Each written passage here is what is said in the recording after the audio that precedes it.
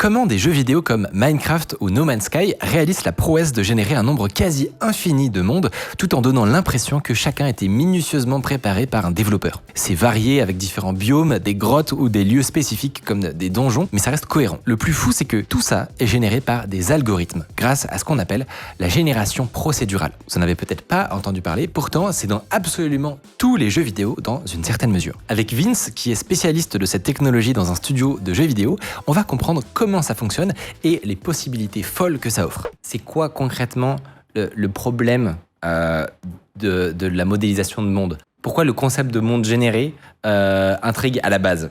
Je vais grossir le trait, mais c'est entre guillemets facile quand tu as les compétences de venir et de faire un monde. Ça va être facile par exemple pour quelqu'un qui sculpte de faire un sculpte d'argile une fois qu'il maîtrise son art, son process, etc. Là, ça va aller. Mais l'idée après, c'est OK, comment est-ce que tu vas programmer ton robot pour qu'il sculpte pour toi ? Et c'est là où, en fait, tu dois vraiment rajouter une couche d'abstraction sur toutes les connaissances que tu as personnellement et amener ça pour que ce soit l'ordinateur qui le fasse à ta place. Ce que tu veux dire, c'est que par exemple, là où traditionnellement, n'importe qui a un peu l'habitude de créer un monde va, je sais pas moi, te générer une mer qui est un peu sympa, qui a une forme intéressante et qui rend bien quoi, dans un jeu. Il va avoir cette intuition-là de c'est quoi une jolie mer, par exemple. Ouais, exactement. Toi, en tant que développeur qui fait de la génération procédurale, tu dois arriver à rationaliser les décisions intuitives d'un game designer, en fait. C'est exactement ça, ouais. Donc, mettons là, ce que je veux créer, justement, c'est la forme du sol. J'imagine c'est un truc un peu classique. C'est quoi les étapes ? C'est quoi, qu'est-ce qui se cache derrière la magie ? Alors la toute première étape, c'est on va travailler sur du bruit, du noise, et on a plusieurs algorithmes qui existent depuis plusieurs années pour générer différents types de noise. Donc tu vas avoir le plus connu et l'un des moins chers, je pense, c'est le Perlin Noise. Chaque pixel va avoir une valeur entre 0 et 1, globalement, donc 0 c'est noir, 1 c'est blanc, et tu vas avoir des algorithmes qui vont calculer des dégradés de pixels en fonction des pixels voisins, etc. Et donc là, on voit que déjà dans cette situation, ce n'est pas le simple bruit, c'est pas la neige de ta télé. Tu vois, on voit qu'il y a déjà une forme de cohérence dans. Pas de random. Il y a un petit côté organique. Exactement. Et donc ça, c'est l'un des plus simples qu'on peut utiliser. Après, on va avoir les cellulars, par exemple. Les cellular noise, c'est des bruits où globalement, ils portent bien son nom, ça va former des cellules. Et donc en fait, tu vas avoir le cœur de ta cellule qui a une certaine couleur. Elle va avoir une petite frontière et elle va avoir des frontières avec les voisins. Juste pour comprendre, ça, c'est pas des bruits que tu vas télécharger en image sur Internet. C'est vraiment quelque chose qui se génère mathématiquement. Ah ouais, ça se génère mathématiquement. Il y a des algorithmes et tout, les bruits de Perlin, les bruits. Donc en fait, quand tu dis que tu utilises du bruit de Perlin, tu n'utilises pas une image qui va être la même pour tout ton monde ou qui va être la même pour tous les développeurs. C'est vraiment chaque nouvelle génération de ton bruit de Perlin va être unique. C'est ça, ouais. En gros, on va partir d'un monde où je vais éviter tous les cas particuliers avec les grottes et les trucs comme ça. On va rester sur un monde plat sur lequel tu peux changer ton élévation. Et donc ça, c'est ce qu'on appelle une height map, une map d'élévation, une map de hauteur. Et en fait, c'est une map en noir et blanc. Et en fait, tu vas tout de suite voir tout ce qui est noir, c'est ce qui est assez basse élévation, et tout ce qui est blanc, ça va être le pic des montagnes. Et après, ce qu'on va faire, c'est que sur notre sol, on va imaginer que c'est un drap. Pour l'instant, on va rester simple, on va juste prendre la surface du monde. Et ce qu'on va dire, c'est en 3D, sur ton axe Z, donc ton axe d'élévation, au plus le pixel correspondant à cette coordonnée 3D est blanc, au plus ton point est haut. Et du coup, là, tu te retrouves tout de suite à transposer de 2D à 3D ce fameux noise qu'on a utilisé à la base pour avoir une sorte de topologie qui va être assez intéressante. Donc ça, c'est juste pour la partie surface. Et là, à ce niveau-là, tu vas avoir un sol avec telle élévation qui va être plus ou moins plat en fonction de tes réglages de base. Et l'idée après, c'est d'avoir des noises comme ça qui vont... Nous, on va multiplier entre eux. Et donc comme ça, tu vas avoir plusieurs couches de bruit qui vont se faire. Comment tu vas mathématiquement multiplier tes différents noises va te donner X ou Y topologie. Donc est-ce que je suis plus sur des trucs de montagne ? Est-ce que je suis plus sur des vallées ? Est-ce que je suis plus sur des canyons ? Des trucs comme ça. Et après, une fois que tu as ton algorithme qui est capable de... Je prends un nombre en entrée qui va être par exemple un seed. Donc la seed, c'est la graine. C'est un peu le point de départ dans ton algorithme qui va te permettre d'avoir X ou Y variation de ton noise. Je fais ma petite popote magique mathématique. Et ce qui va ressortir de ça, ça va être une map qui représente ta topologie en fonction des réglages que tu as fait. Et après, tu auras beau tout le temps mettre n'importe quel seed en entrée, tu auras toujours Résultat cohérent. un résultat déjà cohérent, mais qui se ressemble. Ah oui. Et donc, si par exemple, tu veux un algorithme qui te fait des montagnes, ce ne sera pas le même algorithme que celui qui te fera des plaines, ou des vallées, ou des canyons, etc. Et en fait, ça va surtout être dans ton algorithme, comment tu fais des opérations entre tes différents bruits qui va te permettre d'avoir X ou Y résultats en sortie. Le plus simple, je pense, à imaginer, c'est mathématiquement, on va prendre des couches. On va prendre des couches et on va dire, OK, j'ai fait sur mon monde, on va prendre un monde de 10 km par 10 km, comme ça c'est assez simple, c'est un carré, et je vais avoir une couche invisible qui est une plaine. C'est une plaine infinie. Je vais avoir une autre couche, c'est montagne infinie. Je vais avoir une autre couche, c'est océan infini, etc. Et après, ce qu'on va faire, c'est du masking. Ah. Donc, globalement, on va dire, OK, en fait, à cet endroit-là, je vais prendre la couche 3 qui correspond aux montagnes. À cet endroit-là, je vais prendre la couche 2 qui correspond aux vallées. Ah, c'est super intéressant. Et du coup, et le pire, c'est que ce masque vient lui aussi d'un bruit. Ok. Parce que là, typiquement, on a parlé du bruit de Perlin, mais Ouais. tu as mentionné cet autre bruit avec des cellules. Ouais. Celui-là, il est typiquement utilisé pour produire quel effet, justement? Ben, tu pourrais utiliser celui-là pour choisir X ou Y biome, par exemple. Et donc, tu as une cellule qui va correspondre à telle valeur numérique, et cette valeur numérique, on va aller chercher le calque numéro 2. Et c'est comme ça que quand tu dézoomes, tu vas avoir en fait des petits ronds l'un à côté de l'autre, qui vont être biome forêt, biome plaine, biome ceci, biome Et où il n'y ça. a pas ce côté un peu quadrillage ou un truc comme ça. Exactement. En fait, à chaque échelle, donc microscopiquement, ton sol, il est géré Mhm. par un bruit, mais même plus macroscopiquement, tes zones, elles sont générées par des Exactement, bruits, ouais. etc. Pour l'instant, typiquement, on a toujours parlé d'un monde un peu Mhm. simpliste, entre guillemets, à la Minecraft, etc. Comment gérer des biomes, des trucs comme ça. Et encore, il n'y a même pas de grotte, comme tu disais. Et tu as un exemple qui est intéressant, c'est celui d'une falaise. Ouais. J'ai du mal à savoir exactement comment on passe du bloc indéterminé à une magnifique falaise ultra satisfaisante à la fin. Hmm. En gros, l'idée de ce cube avec cette falaise-là, c'était pas vraiment la partie 2D.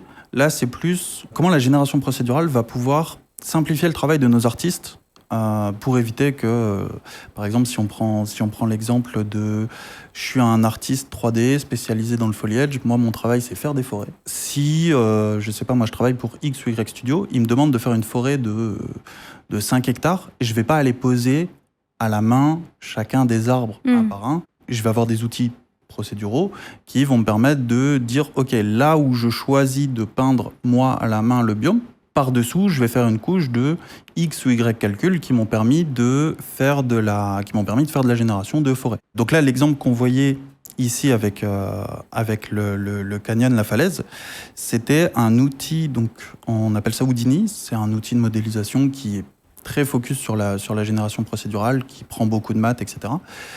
Où en gros, ce qu'on lui demande, c'est prends un cube. Autour de ce cube, tu vas poser d'autres cubes, plein de petits cubes selon certaines logiques. Donc là, c'est ce qu'on voit. Et puis après, ces cubes, tu vas les déformer un peu, tu vas rajouter un peu de chanfrein, tu vas adoucir l'ensemble, etc. Et c'est comme ça que tu te retrouves au lieu de faire l'équivalent de numériquement, je prends un gros bloc de clé d'argile et je vais le sculpter dedans, on peut avoir des rendus équivalents juste mathématiquement. Hmm. En fait, à chaque étape de production dans un jeu, tu peux ou tu vas avoir de la génération procédurale. Ce qui fait que aujourd'hui, dans l'industrie, il y a très peu de jeux où tu n'as jamais eu un pet de génération procédurale quelque part Ouais. dans le pipe de production. Ah, c'est ouf. Non, c'est quand même Ouais. ouf. Parce qu'il y a un truc, je pense, qui n'est pas forcément évident à comprendre aussi, c'est à quel point cette génération procédurale, elle est faite au moment où tu lances le jeu, ou à quel point elle est faite en amont. Globalement, tu as vraiment deux paradigmes. Soit tu vas vouloir maîtriser l'intégralité de ton environnement et tu as une histoire à raconter et parce que tu racontes ton histoire, à un moment tu veux que ton joueur dans ta campagne il aille à tel endroit dans ton monde ou à tel endroit. Là, ce que tu vas faire, c'est que tu vas livrer, on peut prendre Red Dead par exemple, tu vois, Red Dead, tout le monde a la même map. Mais par Pourtant, contre, les artistes, quand ils l'ont fait, eux, ils ont fait appel à beaucoup de générations procédurales, ne serait-ce que pour pas poser brin d'herbe par brin d'herbe la map. en gros, ça a vraiment à voir avec la partie scénario et game design. Donc, plus tu as un aspect narratif dans le jeu, C'est ça. moins tu peux te permettre qu'il soit généré, c'est ça? Moins tu peux te permettre qu'il soit généré sur la machine du joueur. Il y a des petites exceptions comme toujours, mais ouais, globalement, si tu veux, je sais pas moi, prenons l'exemple de Last of Us, tu vois, tu joues à un Last of Us où en gros, à chaque fois que tu lances, t'es pas au même endroit, tu dois pas aller au même endroit, etc.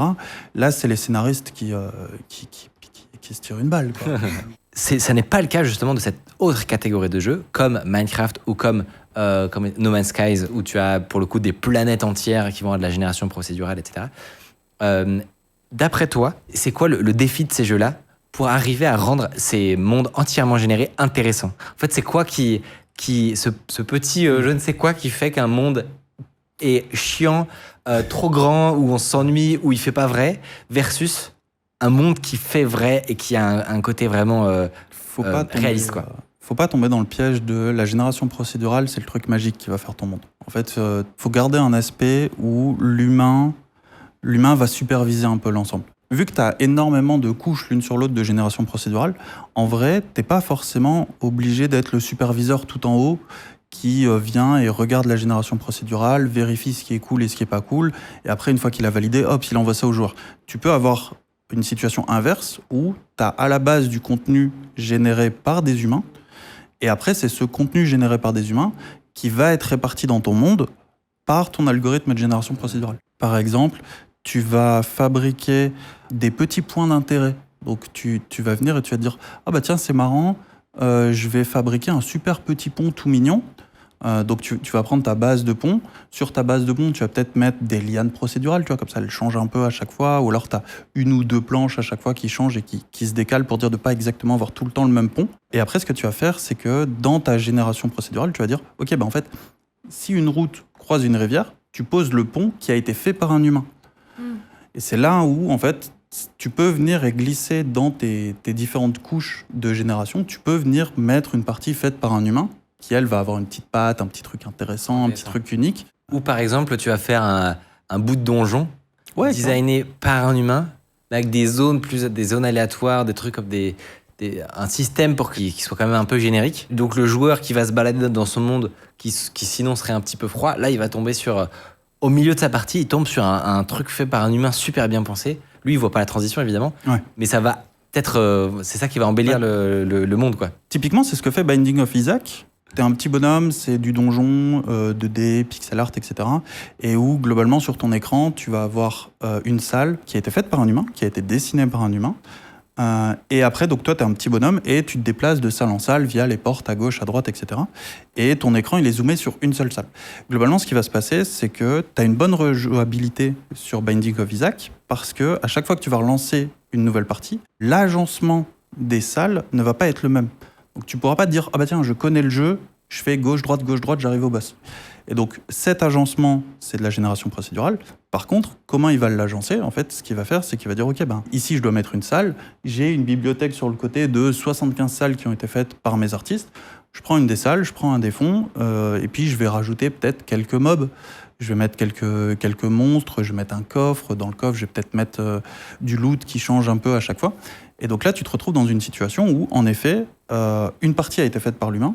Mais après, tu as une rejouabilité entre guillemets infinie, parce qu'à chaque fois que tu vas lancer, tu n'auras jamais le même donjon. Ah, c'est intéressant. Moi, j'avais suivi notamment un peu l'histoire de No Man's Skies, et au début, c'était un jeu qui avait été justement assez critiqué pour le côté « Ok, vous nous vendez une map gigantesque, un truc comme ça, mais en fait, on s'ennuie. » Ouais, c'est uniforme, c'est Et aujourd'hui, je sais que c'est moins le cas.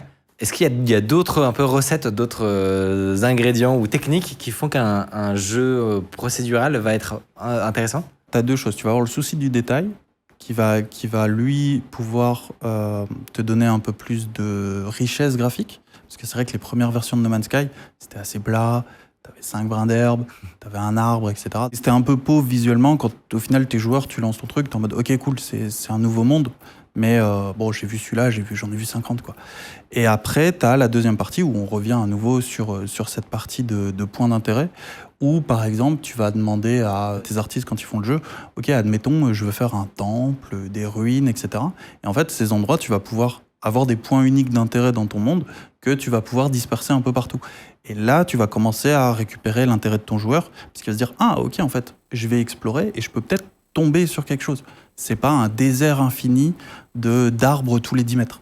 En fait, il faut toujours que le joueur il ait en tête qu'il peut y avoir une surprise, quoi. Il peut y avoir quelque chose d'inattendu. que si tu restes sur quelque chose d'uniforme, bah, en fait, t'as joué 10 minutes et t'as fait le tour, quoi. Ouais, c'est ça. Il y en a qui mentionnent les défauts aussi. Le fait qu'un monde peut-être trop parfait est en fait pas crédible et du coup devient inintéressant. Je sais pas à quel point c'est un paramètre que tu vas prendre en compte sur le fait que tes générations elles doivent pas être trop parfaites ou tu as besoin de bizarreries peut-être ou des... Ouais, bah en fait, c'est un peu bête, mais n'importe quel bug devient une bizarrerie. Je veux dire, prends Minecraft où tu vas avoir les mineshafts, donc les tunnels avec les rails, où des fois, en fait, t'as un tunnel qui traverse une faille et en fait, t'arrives et tu te dis, tiens, c'est bugué ça. Ouais. C'est pas normal.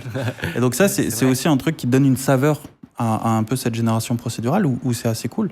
Ou quand deux systèmes parfois s'entrechoquent et Exactement, ouais. ils donnent des trucs étranges. Ouais. Où tu te dis, ah bah tiens, j'ai le système, on va reprendre l'exemple Minecraft, j'ai le système qui a fait la topologie. Donc en fait, j'ai fait mon terrain, j'ai fait mon océan, et puis à un moment, je vais vouloir placer le donjon qui mène à l'Ender pour battre l'Ender Dragon, et pas de bol, en fait, il s'est placé en plein milieu de l'océan. Et donc là, tu te retrouves dans une situation où, au lieu de devoir miner pour aller chercher ton donjon, bah, tu te retrouves avec un cube au milieu de l'océan, accessible depuis le bateau. Tu vois un gros cube en bas, parfaitement cubique. Et puis là, tu dis, ok, bah, c'est cool, c'est le système qui m'a mis mon donjon là, j'ai juste à plonger, je mine, et puis voilà, j'y suis, quoi. Quand tu y penses, c'est quand même fort. C'est-à-dire que ce monde parfaitement aléatoire, toi, en tant que joueur, ça va te créer une histoire unique Ouais. où il n'y a que toi qui va avoir vécu ce moment. Exactement, ouais. On a mentionné plein de jeux, mais il y a un jeu dont on n'a pas parlé, c'est le vôtre.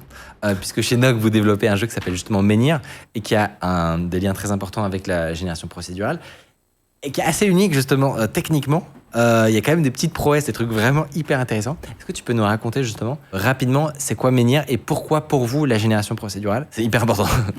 Alors en gros, donc Menhir, rapidement, ça a vocation à être le pont entre le jeu de rôle papier et le jeu vidéo, où on veut essayer un peu de combiner le meilleur des deux mondes. Et après, l'importance de la génération procédurale dans Menhir, je pense qu'on a trouvé le sweet spot là-dessus, où on s'est dit, vu que n'importe qui doit pouvoir créer un monde sympa, visuellement intéressant, etc., ce qu'on va faire, c'est que toute la partie expertise et automatisation, donc par exemple, comment on fait une forêt, à quoi ressemble une montagne, comment on calcule l'érosion, etc. Ça, c'est des trucs qu'on va laisser par le système. C'est le système qui va générer tout ça, etc. Et nous, ce qu'on va faire, c'est qu'on va demander à l'utilisateur qui télécharge Menhir d'écrire rapidement ton monde. Donc, la version ultime, grand rêve, dans 10 ans, c'est trop bien, c'est tu prends ton micro et tu dis, en fait, vous arrivez dans une forêt, et là, ça génère le truc. Ce serait trop bien. Et donc, pour l'instant, bah, par exemple, quand tu veux créer ton monde, tes premières étapes, ça va être, donc tu as un sol plat, et tu vas te dire, ok, ici, je veux une montagne. Et donc, ce que tu vas faire, c'est que tu vas poser globalement un cône qui représente une montagne, comme ça, tu as une petite idée. Là, je veux un volcan. Là, ici, ça va plus être une zone un peu pleine, clairière, etc. Là, je vais mettre un lac. Et en fait, tu poses juste des zones d'influence, entre guillemets, pour dire un peu le layout général de ton monde. Et puis après, tu appuies sur générer, tu vas te faire un café, tu reviens, et c'est là. Et donc, c'est là en version ultra réaliste, comme si ça sortait d'un gros studio de jeux vidéo, quoi. Si on nous compare, moi, je suis très content. Et sur le côté, justement, procédural, ouais. C'est quoi le truc dont tu es le plus fier? En gros, qui rend particulièrement bien? C'est horrible parce que, vu qu'on est en bêta et qu'on est en développement, je vois des défauts partout. Ouais. Donc, en fait, je crois que j'en suis pas encore au stade où je peux me poser et faire « Ah, ouais. Ça, c'est bien ». Et même aujourd'hui, en vrai, je vois des images et je commence à me dire « Ok, c'est cool ». On a des rendus qui sont cool, on commence à mettre une petite claque visuelle, etc. Mais, je sais pas, je sens que je suis pas encore au moment où j'ai touché le Saint Graal.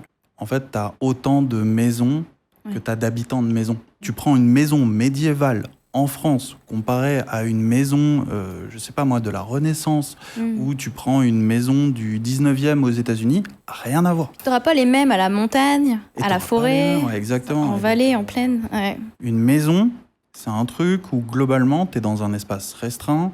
En fait, même tes couloirs, c'est des pièces. En fait, tu n'as pas d'espace vide. Tu vois, ta maison, c'est un carré, tu as les murs carrés de l'extérieur, et puis après, tu mets des petits murs dedans, et il faut que tu te débrouilles pour que ça marche. Donc ça c'est un vrai challenge. Il faut qu'il y ait une logique.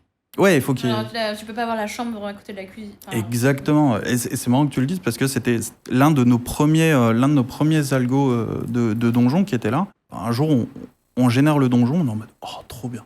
On se pose dans le donjon, et pour accéder à la cuisine, le seul moyen d'accéder à la cuisine qui était une impasse, c'était de passer par les dortoirs. On a mentionné le fait que justement, un des plus gros freins, c'était le fait qu'il faut un peu choisir entre monde complètement généré à l'allumage de ton jeu et narration complexe intéressante. Est-ce que justement avec des IA génératives de langage, on va pas découvrir les premiers jeux qui vont justement arriver à marier les deux, avoir un peu le meilleur des deux mondes. Donc en gros, tu arrives sur ton donjon, sur ta planète, et pourtant à l'intérieur, tu découvres qu'il y a des familles, qu'il y a des histoires, qu'il y a des guerres qui sont vraiment complexes, riches et intéressantes. Est-ce que tu penses qu'on va arriver à ça ? En fait, ça existe déjà. On a déjà des jeux où en fait, tu peux générer des pays, des interactions politiques, des interactions géopolitiques. Tu peux descendre après sur des histoires de... En fait, au lieu d'avoir l'embrouille entre deux pays, tu as l'embrouille entre deux voisins.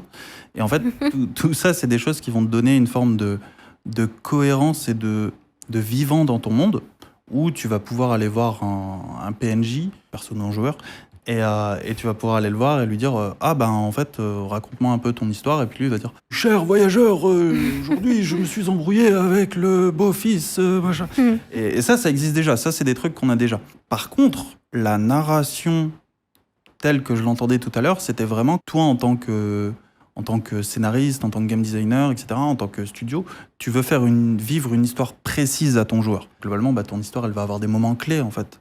Et ces moments clés, ils sont pas trop touchables. Moi, je prends l'exemple, typiquement, tu regardes les derniers Assassin's Creed. Ouais. Donc, c'est typiquement ce genre de truc. Monde ouvert, grande population. Tu as envie qu'il se passe des trucs un peu intéressants tout le temps pour le joueur. Tu vois, t'as des zones de la carte où tu peux participer à des guerres pour essayer de faire pencher plus ou moins les conflits géopolitiques et tout. T'as des fourches. En gros, t'as des moments où tu peux prendre des décisions. Ouais. Et si tu te trompes, ta ville de Natal, elle est détruite par la lèpre, par exemple. Il y a ça dans Assassin's Creed. Mais tu vois que il y a globalement, l'arbre, il a pas beaucoup de chemins différents, tu vois. Et en gros, je me demande à quel point à l'avenir, les nouvelles technos d'IA générative qu'on a pourraient permettre de démultiplier ce truc-là, tu vois. Je pense qu'en vrai, aujourd'hui, quelqu'un qui est débrouillard et qui a la petite sauce, s'il s'amuse à créer son monde vraiment sur de la data pure, donc par exemple, tu as une sorte de Wikipédia de l'histoire de tout ton